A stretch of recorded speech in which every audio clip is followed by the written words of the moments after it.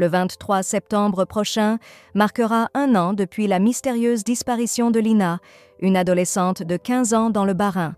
Le 23 septembre 2023, Lina quitte son domicile pour se rendre à la gare de Saint-Blaise-la-Roche avec l'intention de rejoindre son petit ami Tao à Strasbourg.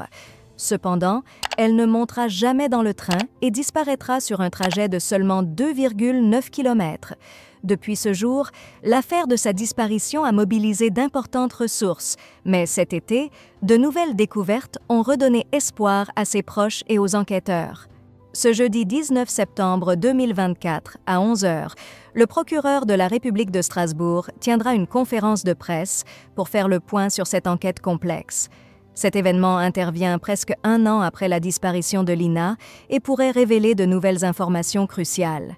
Les investigations ont pris un tournant en juillet dernier lorsque le procureur a annoncé que des traces de l'ADN de Lina avaient été retrouvées dans une voiture volée en Allemagne, saisie à Narbonne en janvier 2024. Le véhicule appartenait à Samuel Gonin, un homme de 43 ans, interpellé après un refus d'obtempérer. Ce nouvel élément a relancé la piste de l'enlèvement, d'autant plus que le sac à main de Lina a été découvert dans la même voiture et son ADN identifié sur la ceinture arrière droite, laissant penser qu'elle aurait pu être présente à bord.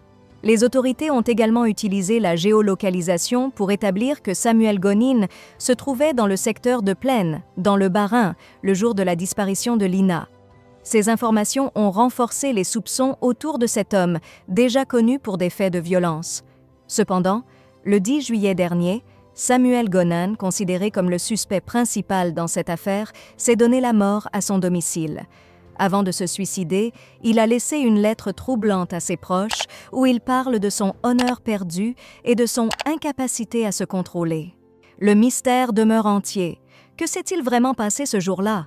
Y a-t-il encore des pistes à suivre? Ce 19 septembre, le procureur de Strasbourg s'exprimera devant les médias et pourrait enfin révéler de nouveaux éléments pour comprendre ce qui est arrivé à Lina. Ses proches, tout comme le public, attendent avec impatience cette conférence de presse, espérant enfin obtenir des réponses à leurs questions.